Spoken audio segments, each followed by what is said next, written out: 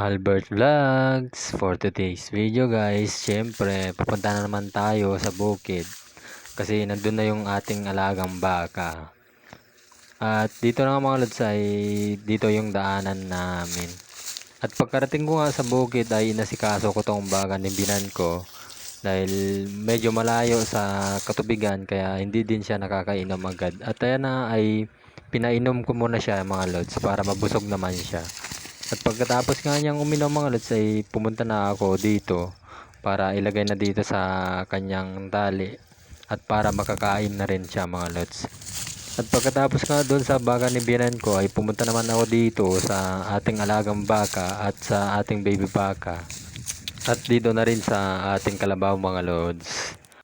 Bonus na lang talaga kung may magsabi sa'yo na cute ka, eh kung wala pa, wala na tayong magagawa. At ito na nga mga lods ay dito na nga tayo sa ating baka. Bali gusto ko lang siyang hawakan dyan para maamo sa atin. At nimimiss siguro tayo nitong ating alagang baka. Kasi pag pumupunta ako dito ay hinahawakan ko sila para maging maamo sa atin. Kasi pag hindi natin hinahawakan to mga to at hindi natin naaalagaan ng mabuti ay magtatampo din sila sa atin mga lods. At pagkatapos ko na nga diyang hinahawakan yung ating baka ay dali-dali na rin akong umalis dito. At pagka uwi ko nga galing sa ating baka ay may nadaanan ako na nagpapariper dito. Kaya dali-dali din akong nagdampot dito ng mais para may maipakilo tayo. At may mga kasama pala ako na nagpupulot dito ng mais.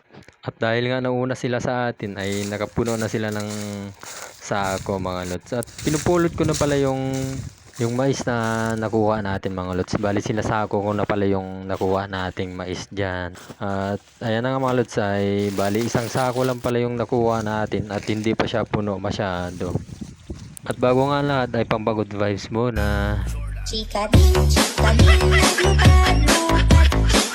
Chika din, naglupad-lupad. May lima ka chika din, ba't sasama? Nahulog ang isa, na lang sila. At maraming salamat sa inyong suporta at sa walang sawang panonood sa ating mga lods. Bukas na lang ulit. Bye bye. Thanks for watching mga lods.